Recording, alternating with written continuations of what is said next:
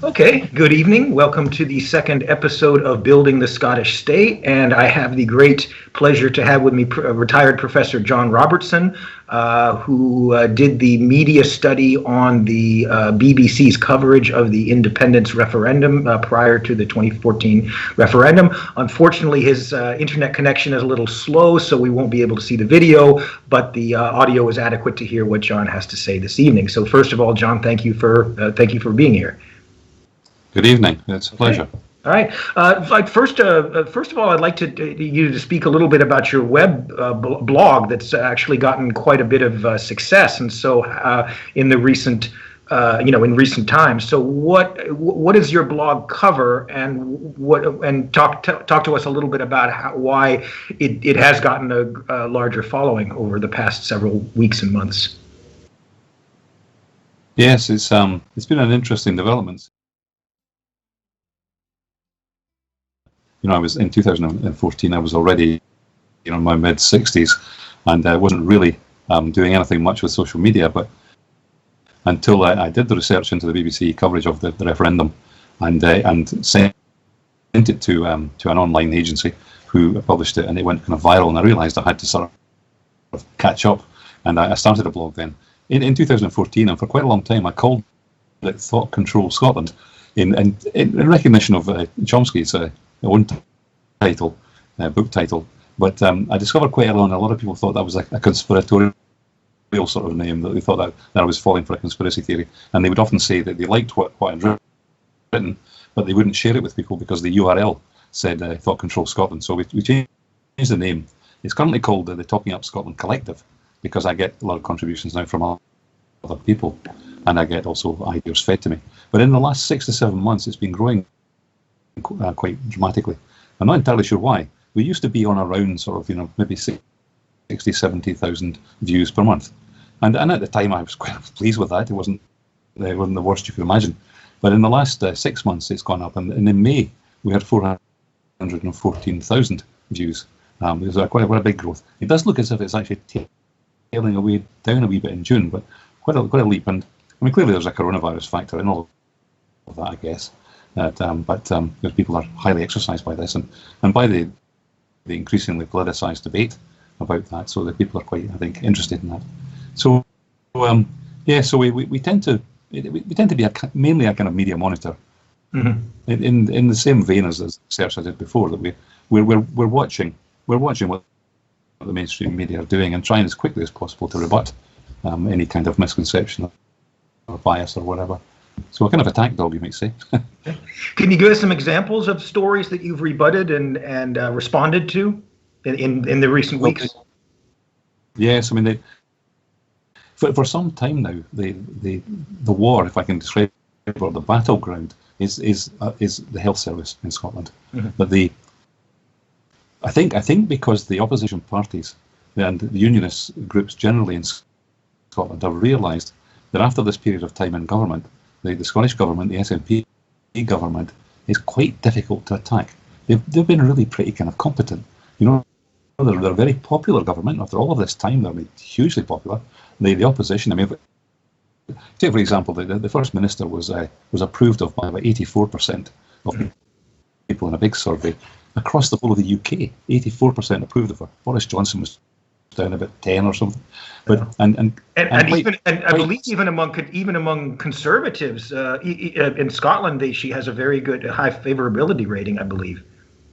She does, and in virtually every poll you find, I mean, taking first of all Labour and Lib Dem, you find a majority of Labour and Lib Dem supporters in repeated polls trust the First Minister to tell them the truth about coronavirus and to make the right decisions about it.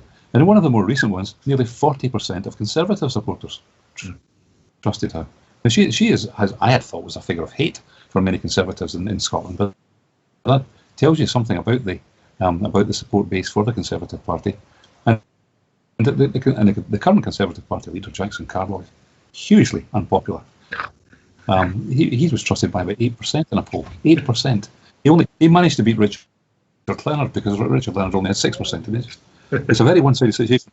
So the battleground is very much the health service. So I spend many of my days, as do many of the other contributors, looking at an article on BBC or in the Herald that finds something wrong with NHS, and we immediately go and dig around in the statistics and bat it back and point out the distortion or the inaccuracy in what they've done. And so that would run across a range of things. I mean, infection in Scottish hospitals. We've had a huge attempt to try and prove that somehow the Health Secretary has failed to manage the new super hospital in Glasgow because of infections connected with 1 or 2 deaths. Now, none of the deaths have been confirmed as being caused by any of the infections. And so we've spent a lot of time, sometimes day after day, batting back that kind of accusation.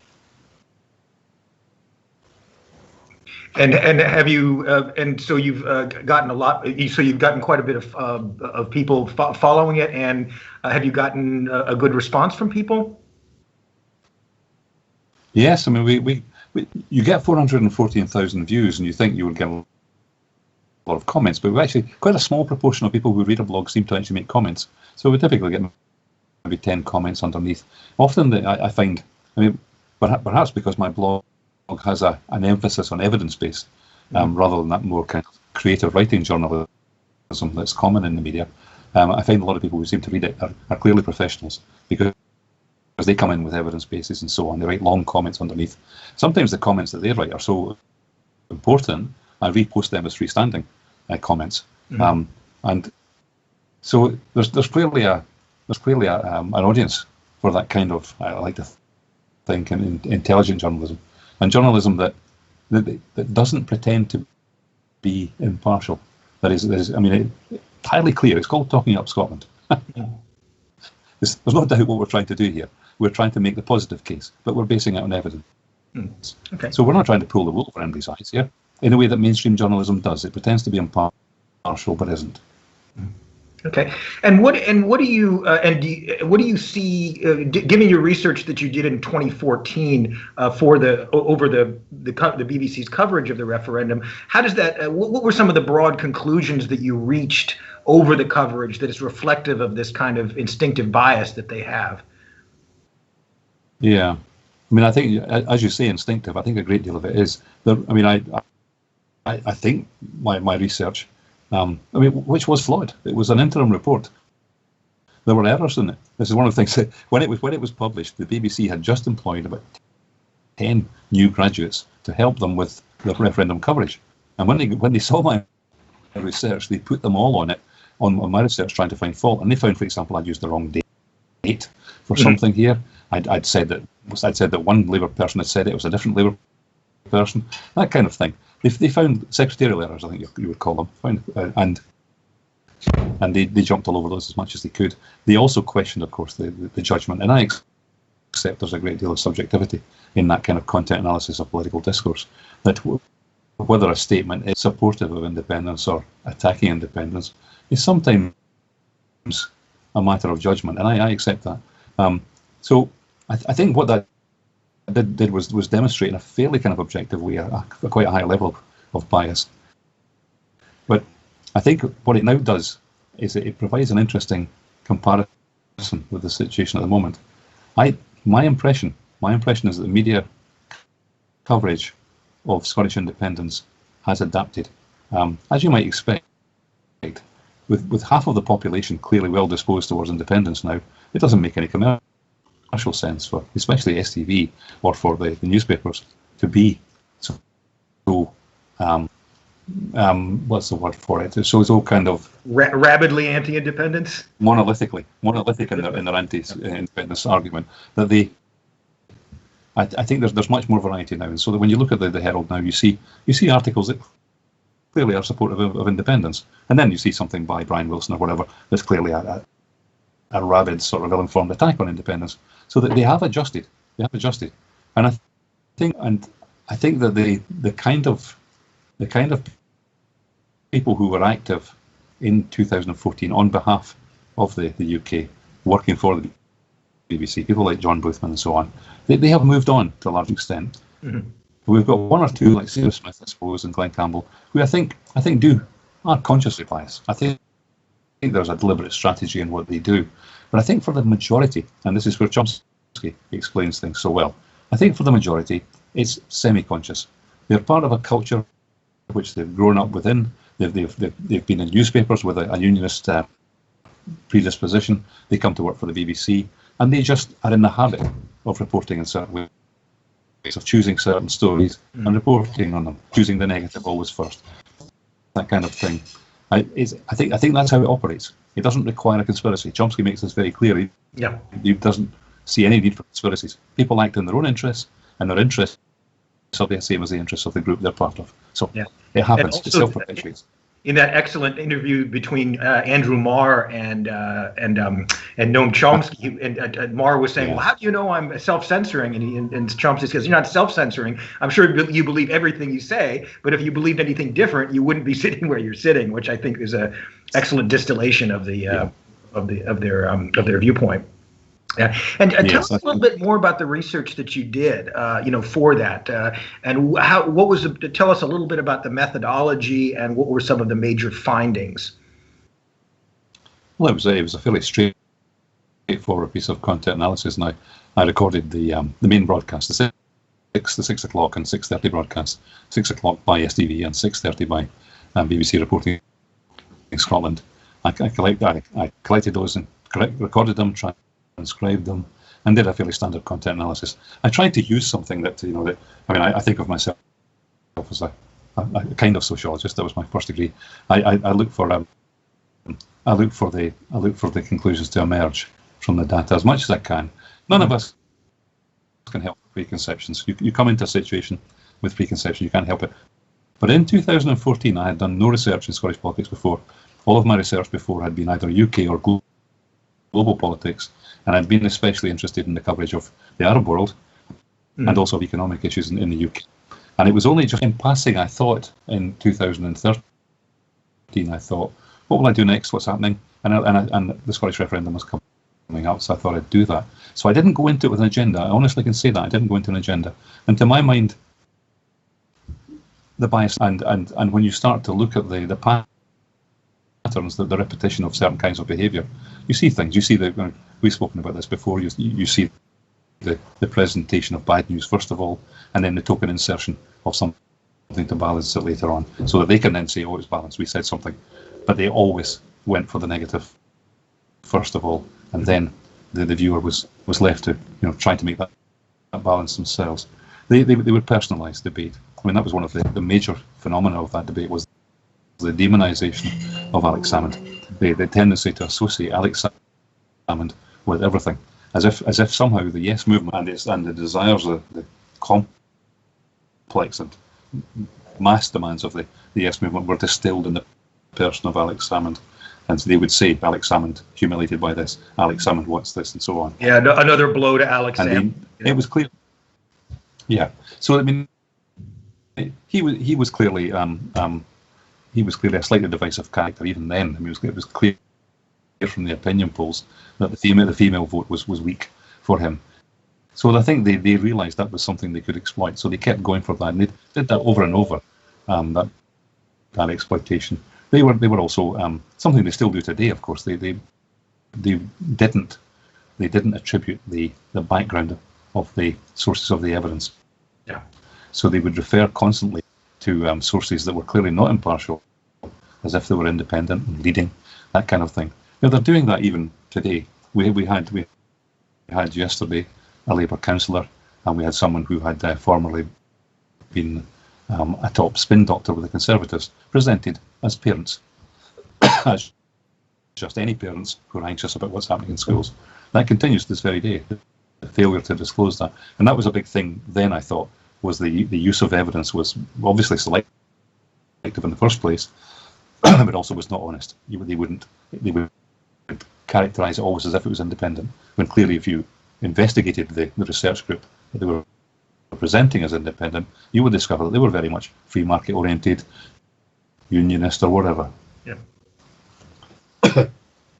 Okay, and so I've been giving a lot of thought into how media could be very different in an independent Scotland, and obviously it's evolving very rapidly now. Something that makes me laugh is when you watch, the BBC or any other mainstream media that now has to do Skype interviews because they can't have people in the studios for obvious reasons. And so you tend to realize how much of the the money and power that is financed on these studios has this kind of commanding presence that is not available on discussions of like we're doing now. But now they all have to do it from their living room with a bookshelf behind them, and so that it's really had a real leveling effect. But I wanted to get from you what you see as the future of media, as these things rapidly evolve, and what types of mechanisms or standards could be put in place to make to not to get rid of bias, but to measure and be able to measure and evaluate the output of different media. Yes. We may well be living through a very special time with regard to media. It may be that these events accelerate the kind of change that we've all been watching, the collapse of print-based media, the shrinking sales, the plummeting viewership of state broadcasters. I mean, I think, and the abandonment of mainstream media by the younger people who are choosing not to watch, and we're not consuming news. I mean, there was a recent poll I think had something like about 8% using BBC Scotland for news, BBC Scotland Radio for news. 8% of the population. Tiny. That used to be 50%. What would have that been, say, 15 or 20 years ago? 50%. Okay. Yeah. Well, maybe not 20 years ago. 50 years ago, 50%, and diminishing over that period. In terms of how we deal with bias and trying to enable Scotland to have the kind of media it deserves. I mean, on the one hand, if we're talking about corporate media, then I think corporate media, we need to restrict ownership. Clearly, I don't think it's appropriate for any corporation to have more than one media outlet. And I think the license that they get, which then they should get a license from a Scottish Government department of some kind. I think that license should require fairly regular monitoring. I probably think that research groups working in Scottish universities would be well placed to carry out that kind of thing, commissioned to do regular on the kind of thing they're doing, just to see that they're not pursuing too. I mean, you can't expect perfect balance, but to make sure they're not pushing too hard on any one kind of agenda, so that people get it. And I think a kind of openness as well is quite important. That broadcasters in particular, I think, should be much more willing to actually say where they're coming from. In some ways, I respect Fox News for that.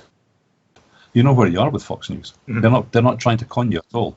I mean, they are in a sense, but they're making it very clear where they're coming from. Whereas BBC Scotland and other broadcasters, I think, they hide behind that myth of professionalism, that mm-hmm. somehow you can trust us, and we'll tell you exactly what's happening out there, as if somehow they're not selecting, they're not distorting in any way, they're not finding ways to write up something that affects your understanding of it. And so that, in a future Scotland, I definitely see no state broadcaster.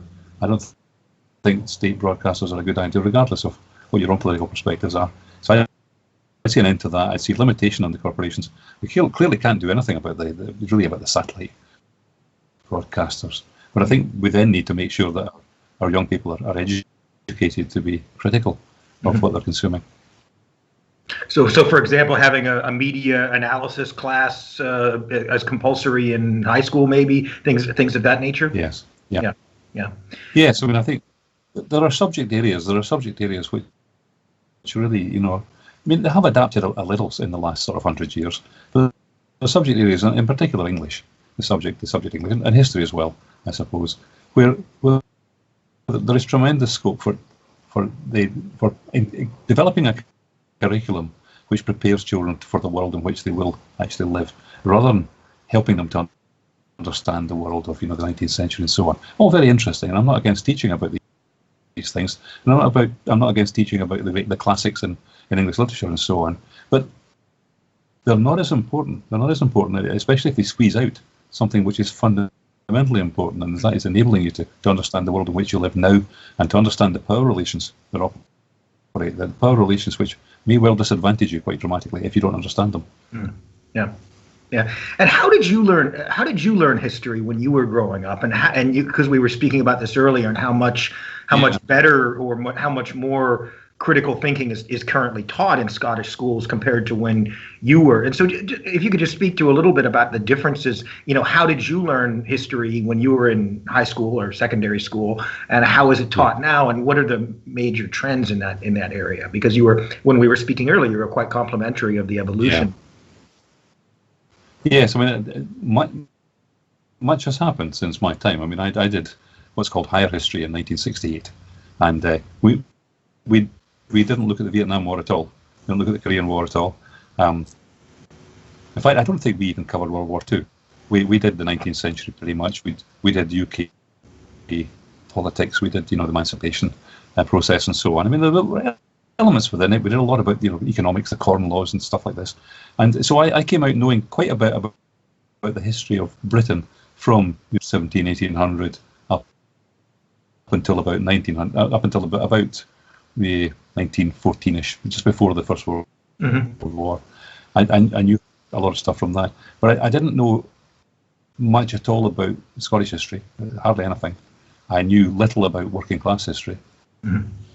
I knew about great men and what they'd achieved, but by the time you jump to the present, the Scottish education system has done quite a lot. The teaching of history and geography have been transformed. And when I did geography, I learned about countries and where they are and what the capital was and stuff like this. But now children learn about a lot of much more interesting things, to my mind. They'll learn about major patterns and trends in poverty, in the erosion of the land, and in the damage to the environment and so on. It's a much more awoke approach to learning.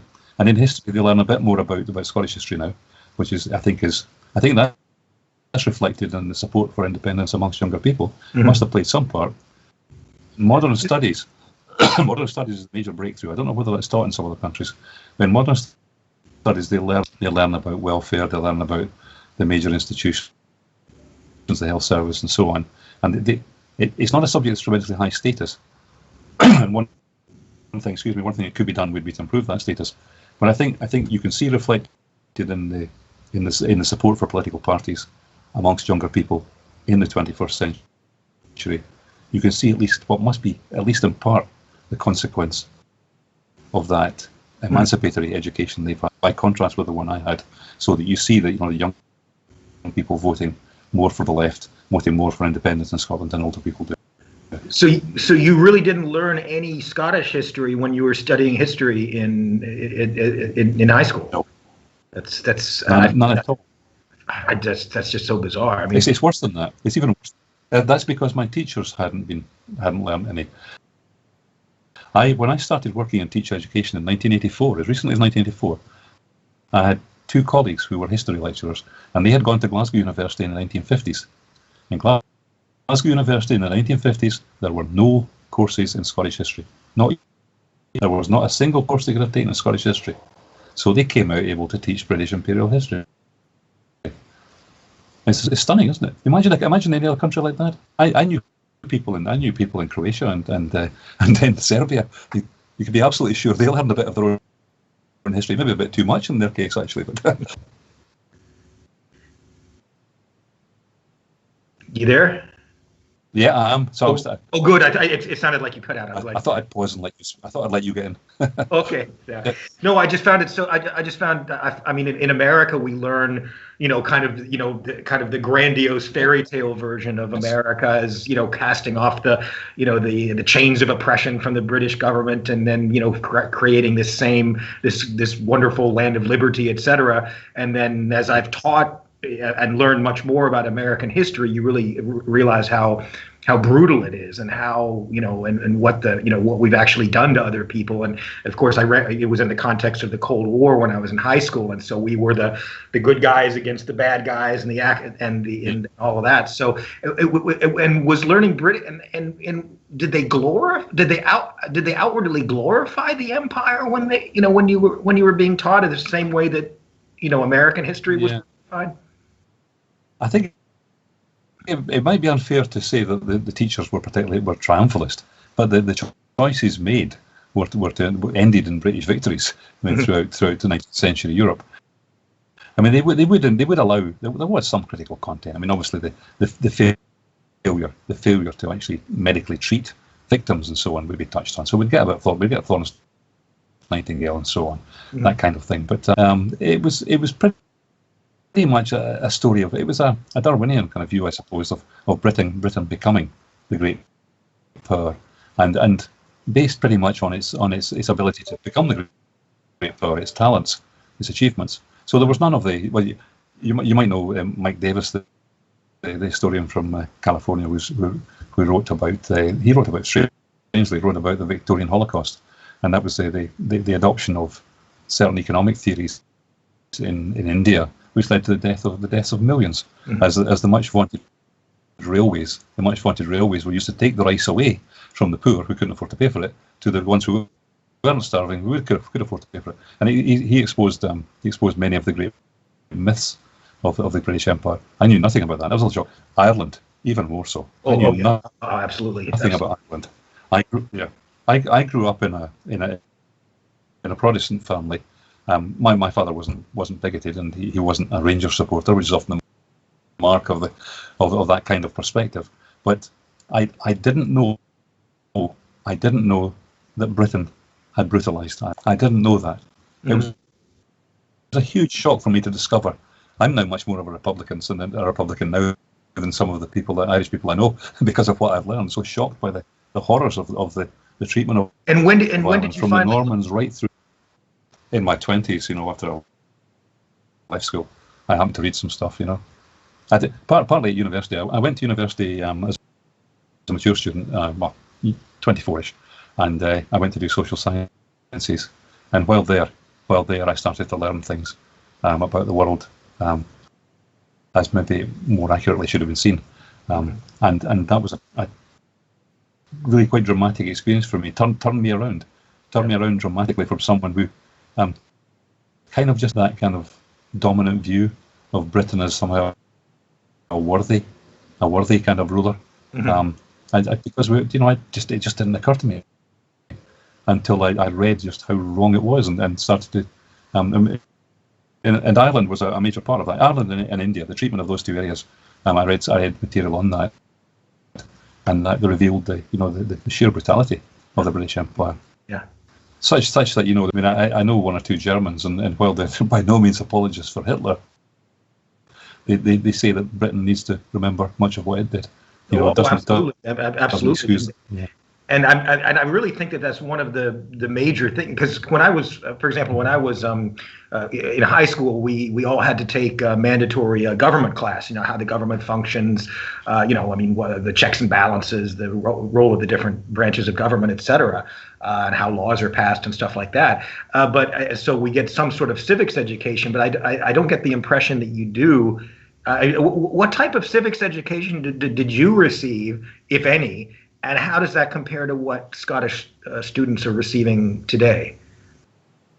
Yeah. Just kind of learning about how to be a good citizen, because technically in the UK you're still subjects, you're not really citizens. So I'm just wondering how that plays out, and what degree of civics education that again you got compared to what they do what they do now. Right at the very end, when I was in sixth year, or sixth form as they would call it in England, we had a debating society. And so as a 17-year-old, for the first time really, I was introduced. There was no formal curriculum as such, but the principal teacher of history took the debating society, and he would introduce a degree of kind of discussion of political themes.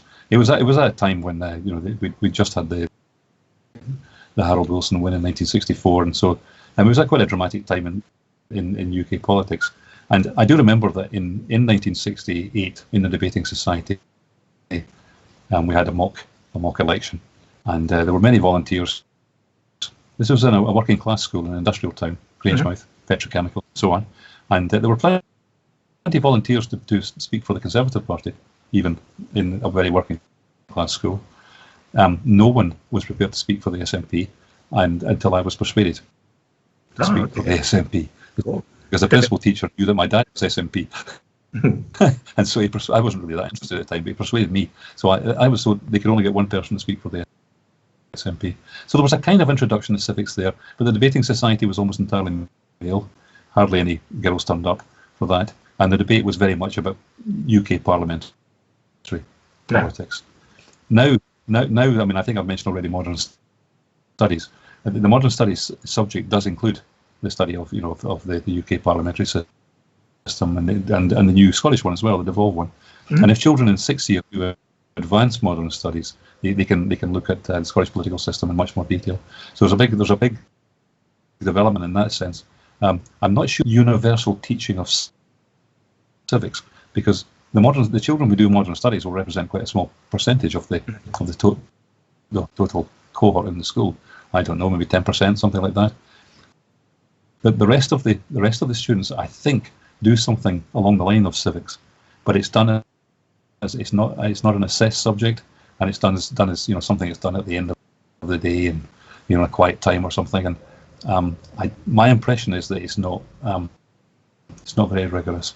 It's really kind of it's just a chat about things. Yeah, and what about imperial history? So, I mean, I think that so much of the misunderstandings and everything we see with with Church, the removing the Churchill statue and the Cecil Rhodes statue and the slave trader in Bristol, I forget his name, that they dumped his name. Rhodes, yeah, Rhodes. Exactly. One Bristol. Sorry, I thought you meant I. Yeah. Sorry. Yeah. Okay. Over to you. Okay, and so it just seems to me as if there's so much just a complete lack of knowledge among British people in general about the role that they played, and there's still a kind of a UK British exceptionalism that has led to Brexit and also to a lot of the racial tension that we see, because it's pretty obvious that people are just not informed or educated on the role that they play, and I only just begin to now it's almost like the last few weeks have just seen the buds of comprehension in the mainstream media about the role Britain has played. And so when you have them talking about removing Cecil Rhodes statue and stuff like that, it seems to me a turning point. Do you think this could lead to a better understanding among the British people about the role that Britain has actually played in the world? Well, I think that there's clearly quite a strong potential for that to happen. I mean, the Black Lives Matter movement has had a big impact, I think, in the UK cities, and I think that's triggered an interest in the media in actually talking about this. And I think there's a reasonable level of empathy amongst a lot of the media commentators for the Black Lives Matter movement and for the kind of the appropriateness of exposing Britain's slave history. And I think I think the political parties in Scotland, for example, would perhaps even the Conservatives, because I think they're too embarrassed to be too oppositional. I think there's definite scope for change in the curriculum in Scotland, and media coverage are quite, as it goes, has been quite kind of empathetic, I think, towards the movement, and quite supportive of the idea of doing something. Maybe not knocking all the statues down, but certainly plaques, maybe moving some to museums and so on. I think we will see something as a result of this. Mm-hmm. Okay, and do you find that among Scots that there's a more of an understanding of the role of Great Britain, in large part because they've been on the receiving end of it to a large extent, maybe not the same way as Ireland, but I mean, do you see the same strain of thought in Scotland, or do you feel that Scots have a different understanding of the empire than, say, maybe more English people? I think there's probably there's clearly, I think, a greater tendency to be critical of the empire in Scotland than you might find in many parts of England, but I suspect less so than you would find probably in Ireland, where people are far more educated about the rather obvious explanation of that, the understanding of that. I think it's probably growing, and I think there's an increased willingness in the media to expose some of that. So, but I think that there's still a fairly significant body of the part of the population which is resistant to that. I mean, we see the Conservatives continue to hold on to 20% of the share, pretty much. I mean, that's 1 million people, so there's still a lot of people who are not awake to the story of. Okay, and going back to what we were talking about before about the way that the media could be evaluated, and what do you see as some of the potential? We spoke about using universities as kind of a means to do research on the media output. Talk to me a little bit more about your ideas on how that could be structured, because my thinking is that while you can't censor, you can't shut down newspapers, you can't, and especially with satellite, of course, you can't block them. But what do you think could be done in terms of evaluating and studying and giving reports on the output from these different media outlets? Because I was thinking, maybe you can't stop them from saying what they're saying, but you can, in the way that you did with the BBC coverage of the referendum, you can evaluate it in a systematic way. So, and maybe grade it, like what they're doing well, what they're doing not well, with objective criteria. Could you go into a little bit more about your thinking on that, or what types of things could be instituted? Yeah. Well, I'd be lying if I said I'd done a huge amount of thinking, because I think, as I pointed out already, that I'm daily drawn into the kind of the run-of-the-mill rebuttal of bias propaganda.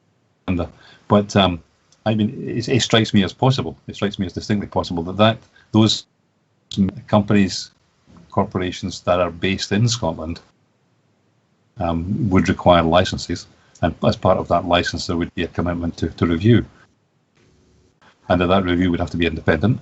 And that independent review, I see the obvious place to go to for that would be the universities, to the sociology departments or the media departments or whatever, where there are people with experience of critical analysis and of research methods such as content analysis that would enable them to look at that performance and say, has it been honest and fair, has it been accurate? Much of this is actually in the BBC's own guidelines, of course. They just don't bother about them. But the BBC does actually have guidelines that make it clear about, not relying on single sources and so on, checking the sources you use, that kind of thing. So I think there's, within journalism schools, sociology schools and so on, I feel sure there's the expertise. So it's such that every media corporation based in Scotland would be obliged to have membership of a review team, which they would fund themselves, which would have independent advisors from universities and so on, and there would be I think there would be a legal responsibility to change based on the recommendations of that. I mean, corporations are well used to having boards.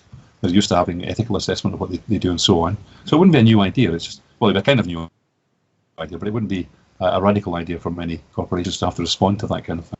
Yeah, and that brings up the question of media ownership, because I know, a huge amount of most of the Scottish media newspapers are owned by multinationals. I'm not sure the exact statistics on that, but a lot of them are owned by bigger media conglomerates.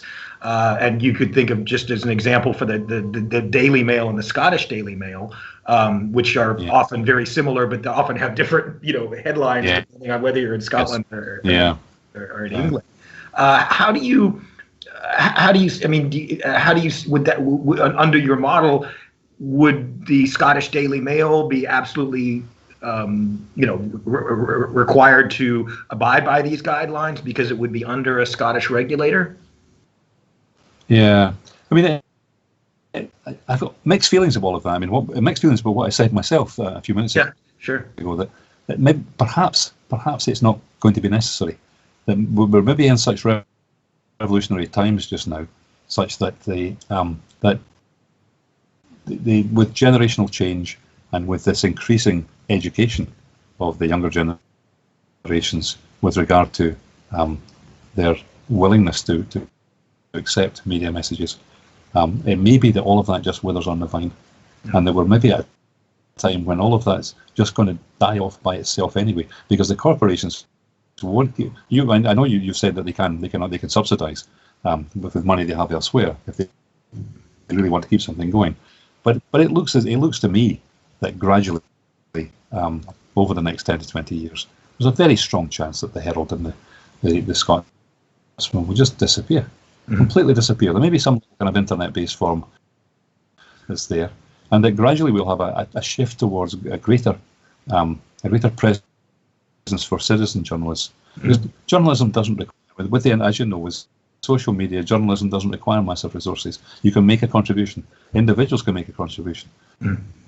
And it doesn't have to be professors of media. It can be professors of other things. It can be a principal teacher of history in a school and so on. We could set up a blog, and if they can offer a kind of an explanation of what's happening in the world around people, something that's sort of meaningful for them, then they will get readers, and gradually they will grow.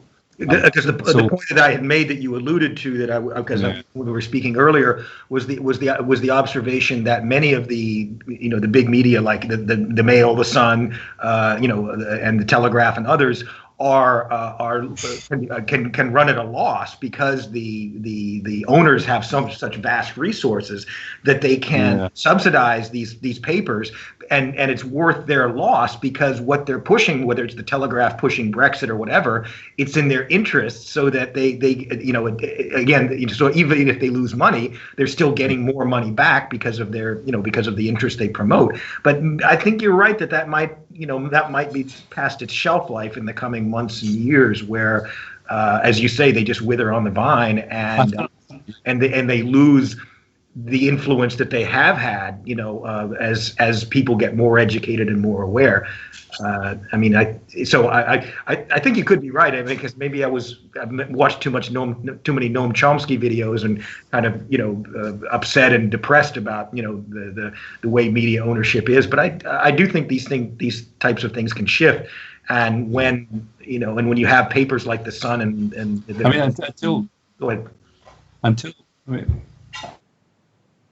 at the moment, there is, as you said, there is perhaps a reason why these corporations will take a loss, because for them, Scottish independence is a destabilising development. They don't want that to happen. Though some of these international media corporations, I think once there is a move towards Scottish independence, it becomes irresistible, and once it happens, then where is the interest for them in subsidising media that are opposed to independence? There's no point anymore. They will adapt. I feel I can see that in STV. The contrast: STV is now more trusted. According to opinion polls, is more trusted than BBC News, STV. And I think there is, without overstating it, that there is evidence that several years ago, the STV's editors and senior staff looked at what was happening in Scotland and thought, hey, at least half the population here wants independence. We better not insult them, or they'll take their advertising revenue somewhere else.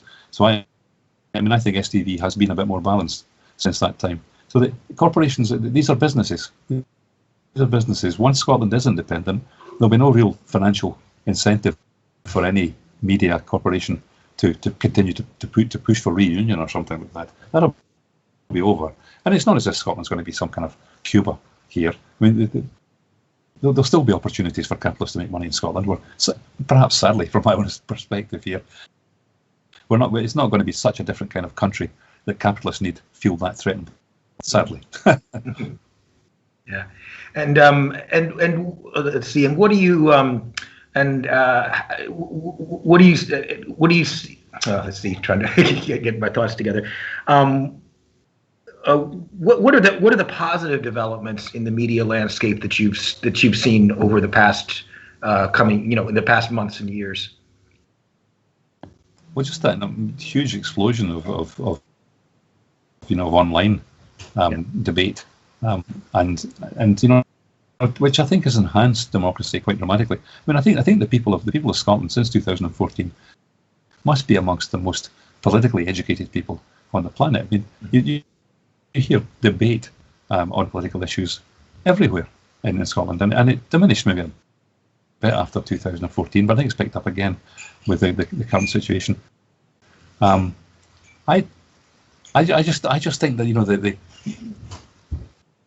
the media organisations who dominate at the moment and the state broadcaster, they don't have to be. There may be a different kind of world coming, which will have its own flaws. I mean, obviously, with a highly kind of dispersed and deregulated media across the internet, there's tremendous scope for abusive content, for fake news and so on.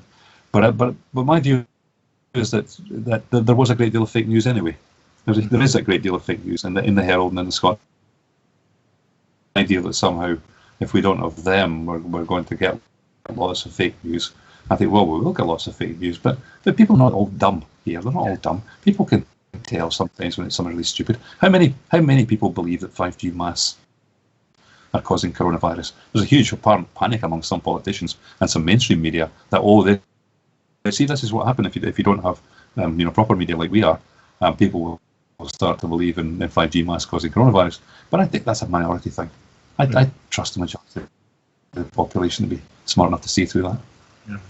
I certainly agree with your assessment that the level of debate among Scots has gone up so much. I spent some time in the early 90s in Glasgow, and at that time, politics and religion were just dark things to talk about. You just didn't do it, and it's only been recently I've spoken to people where if you were at a pub, you wouldn't talk about politics to anybody because you might get in a brawl. But now these debates are commonplace, whether it's in the pub or I've seen that myself, and just the vast difference between 30 years ago and nowadays, where again the debate is flourishing.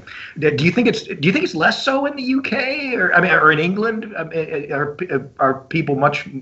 I get the impression online that it's much more engaged, but maybe not in the mainstream media. How do you see it? Comparing, I think in 2014 and 16, I think Scotland developed very fast in terms of the spread of interest in political issues. But I think Brexit has had a similar effect on the population of England, although sometimes a less reflective form of political debate, sometimes a bit more of the blood and soil in the debate there. But I think Brexit certainly enlivened the public sphere in England as well. Yeah. Okay. All right. Well, I think I'll begin to wrap it up. Are there any observations or things you want to say about the future, and just despite the fact that we're living through this pandemic? Yeah. I mean, I absolutely should not try to predict the future, should I? I mean, we all know what happens to profits. So, I think I've kind of expressed, I suppose, in what I've said already, a broad optimism. That certainly would. I'm broadly optimistic that independence is coming. I think it's inevitable, and I think Scotland will be an increasingly better place. I don't think it wouldn't be a dreamland. It wouldn't be the perfect place. It will still have many problems, and we'd be naive to think it would be otherwise. But I think we will gradually, step by step, move towards that kind of Scandinavian model of a social democracy, which is, for all its flaws, is amongst the better types of places to live on the planet in terms of the experience of everyone there. So I'm fairly optimistic about that. And of course I've found that I've wondered. Okay. Oh, I'm sorry. I didn't. Kevin just reminded me. There's some questions that I didn't see. Okay. Claire on Facebook, tuning in from South Africa. Would love to see your research on the BBC's reporting on IndyRef. BBC's London Calling documentary revealed the shocking biases and the extent to which the BBC would even lie to induce fear in Scots about being a sovereign state. Excuse my ignorance. Same person.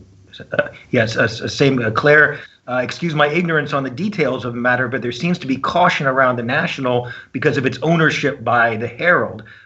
It's not owned by the Herald; they're sister papers, and I forget the company that's the owner of both of them. I used to donate to this and subscribe to the National because I genuinely believed it was one that talked up Scotland and her politics. I stopped due to the concern from many people in the independence Facebook groups. Do you think it's better to support the newspapers regardless of its ownership? So she's feeling that the National has been somewhat tepid recently, and do you see that with regard to the National, that they're kind of tepid or hesitant on independence?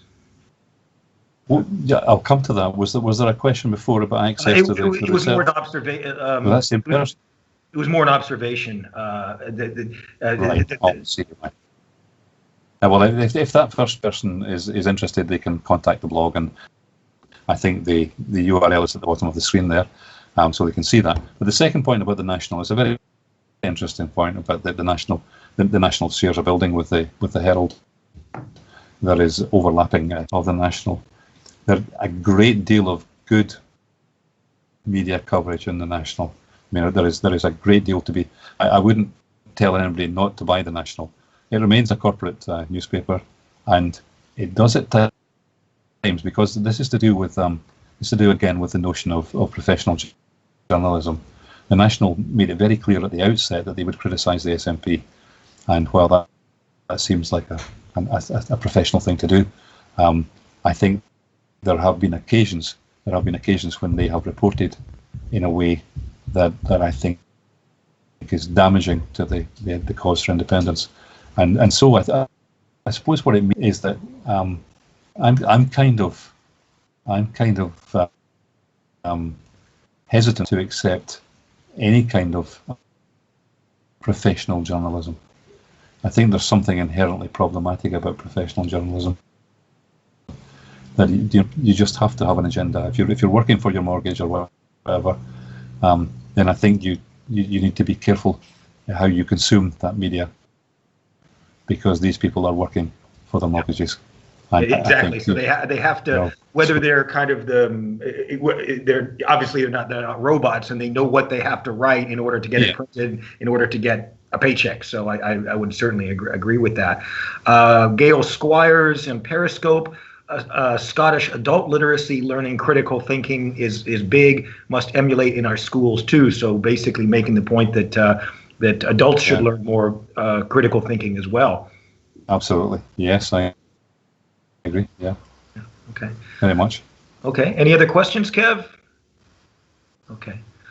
All right. Well, I thank you so much for being with us this evening, John, and I look forward to welcoming you back again soon if you would like to come on the show. Absolutely. Okay. I'd be delighted. I have a feeling that I'm probably not going to listen to this again, because I'm going to be sitting there thinking, for God's sake, answer the question, because I tend to wander a bit. So apologies to anybody listening to it was thinking, when is he going to answer the question? Yeah. Things are complicated. Let me just make sure there's no apologies. Clear observation, clear question, and then Gail's observation as well. Say, okay, all right. Well, thank you very much, John, and I hope we can speak again soon. Yeah, take care of yourself. I will. Everyone, you too, Kevin. Thank you. Goodbye. Good night.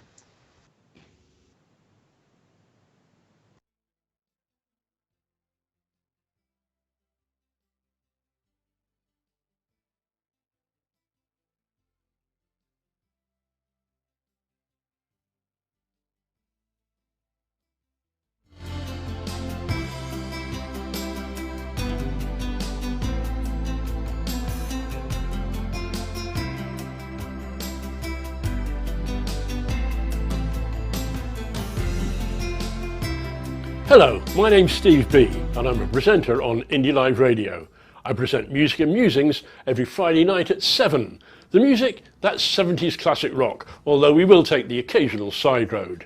The musings, well, they're thoughts on Scottish independence, politics and world events from my viewpoint, which is that of a grumpy old man. So join me every Friday night at 7 on Indie Live Radio, a new voice for a new Scotland. Hi, I'm Fiona from Clackmann and Show Women for Independence. Did you know we have a podcast on Indie Live Radio? Goes out at 10 o'clock on a Tuesday morning, repeated at 6 o'clock on a Thursday. Come and join us for some news, views, opinions, the odd poem. It'd be very nice to have you with us. And come and hear the news you're not getting. Here's some new voices for a new Scotland at Indie Live Radio. Hi, James E here from the Saturday show on indylive.radio. We play a wide selection and wide genre of music for your entertainment. We're on Saturday mornings from 10 till 1 p.m. Remember, join us on indylive.radio, a new voice for a new Scotland. Hi, this is Marley, and I'm here to tell you a bit about Daytime Live show, which goes out Mondays, Wednesdays and Fridays on Indie Live Radio at 11:30 for a couple of hours. So I present the programme along with Val, and we're there with a variety of guests to chat to each day. Now, at the moment, Wednesday's show is a catch-up edition. It's not live. What we do is we rebroadcast some of the more recent interviews. So we hope we enjoy all of those. Be there at 11:30 on Indie Live Radio. For the news you don't hear elsewhere, a new voice for a new Scotland.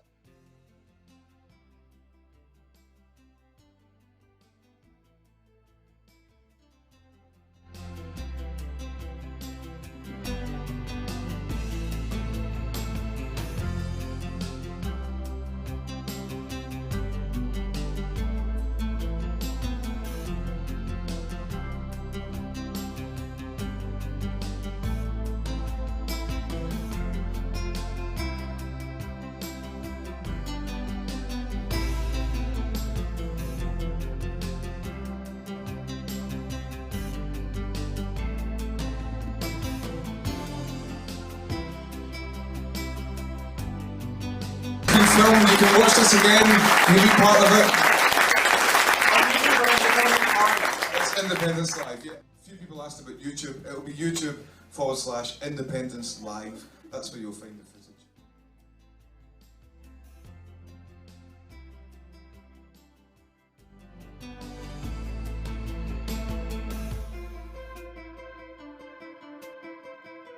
No Westminster. No Westminster, come on. No Westminster, not for me, not for me. But therefore I'll be your slave. I'll be buried in my grave and go home to my Lord and be free. Oh, freedom, come on. Oh, freedom. Oh, freedom, one more. Oh, freedom over me. But before I be your slave, I'll be buried in my grave and go home to my Lord and be free.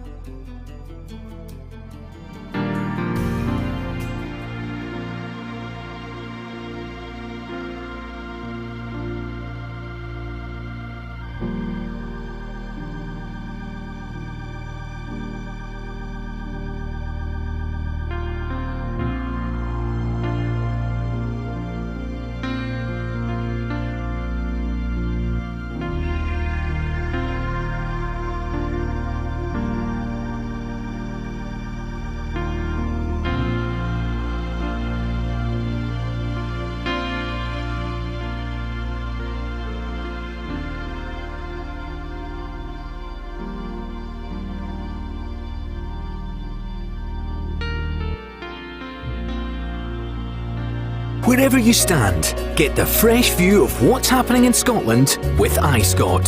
Celebrate everything about our country with intelligent, in-depth insight from lifestyle, culture to puzzles, and all the opinions you'll need. Whether it's digital or by post, subscribe now to iScot.